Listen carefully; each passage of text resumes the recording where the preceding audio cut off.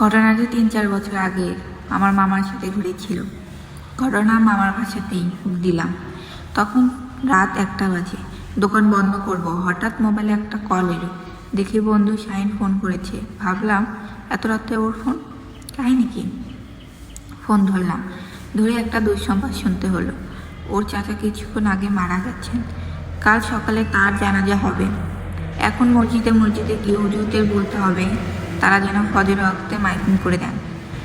আমি ওর সাথে যেতে পারবো কিনা জানতে চাইলো। আমি এক কথায় রাজি হলাম। আধ ঘন্টার মধ্যে ওর বাসায় হাজির হলাম। তারপর দুজনে একসাথে বের হয়ে বিভিন্ন মসজিদে যেতে লাগলাম।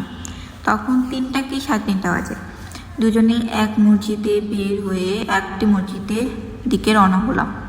যে মসজিদটিতে যাচ্ছিলাম তাতে যেতে হলে মাঝখানে একটি ডোপার মধ্য দিয়ে যেতে হয়। দুজনে ডোপার মধ্য দিয়ে যাচ্ছি। বন্ধুর মন খারাপ, তাই সেই কথা বলছিল না। পাড়াটি অত্যন্ত নোংরা। রাস্তার পাশে কিছু দূর পর স্ট্রিট লাইট পোস্ট। কিছু দূর এগোনোর পর অদ্ভুত অনুভূতি হতে লাগলো। মনে হলো কে যেন আড়াল থেকে আমাদের দেখছে। শাহিনীরও যে একই অবস্থা হয়েছিল তা পরে জেনেছি। অস্বস্তি কাটাবার জন্য দুজনের কথা বলতে বলতে এগোতে লাগলাম। যেতে যেতে রাস্তায় একটা মোড় ঘোরাবার পর দেখি সামনে 10-12 বছরের টাক মাথার একটি ছেলে দাঁড়িয়ে আছে।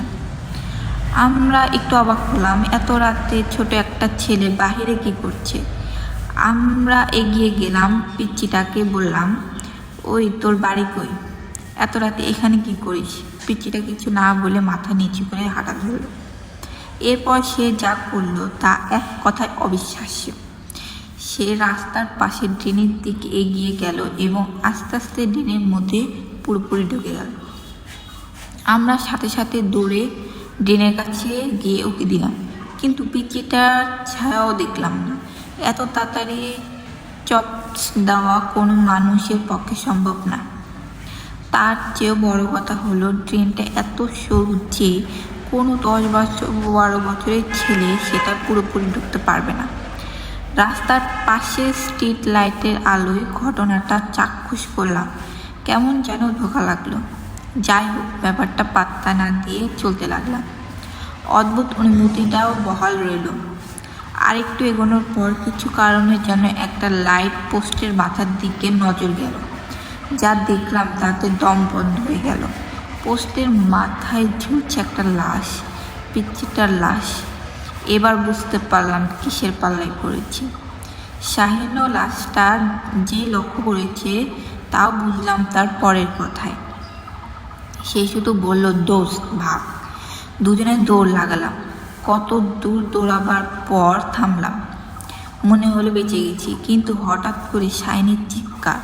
ওর দিকে ঘুরতে দেখি সে উপরের দিকে আঙুল তাক করে আছে। উপরের দিকে তাকাতেই দেহে কাঁপুনি ধরে গেল। সেই পোস্ট, সেই লাশ, চারপাশে পরিবেশ চেনা মনে হলো। একটু আগে এখান থেকে পালিয়েছিলাম। মাটিতে ধূপ করে কিছু পড়া শব্দ শুনলে ঘুরে দেখি শাহিন মাটিতে পড়ে আছে। হঠাৎ করে বিদঘুটে হাসির শব্দ শুনে পোস্টের দিকে তাকিয়ে যা দেখলাম তা আমার কল্পনাতীত। পোস্টের মাথায় কোনো লাশ নেই। এটার নিচে দাঁড়িয়ে হাসছে পিচ্চিটা। হঠাৎ করে সে হ্যাচকা টান দিয়ে নিজের মাথায় ছিঁড়ে ফেলল। আলোতে স্পষ্ট দেখলাম চারপাশে রক্ত ছিটকে পড়ল। মাথা কাটা লোকটি পাগলের মতো হাসতে লাগলো। এরপর মাথা কাটা লোকটি অদ্ভুতভাবে আমাদের দিকে এগোতে লাগলো। আমি আর সহ্য করতে পারলাম না। আল্লাহ করতে করতে চেতনা হারিয়ে ফেললাম। পরদিন যখন হুঁশ হয় বুঝতে পারি আমরা একটা মসজিদে আছি।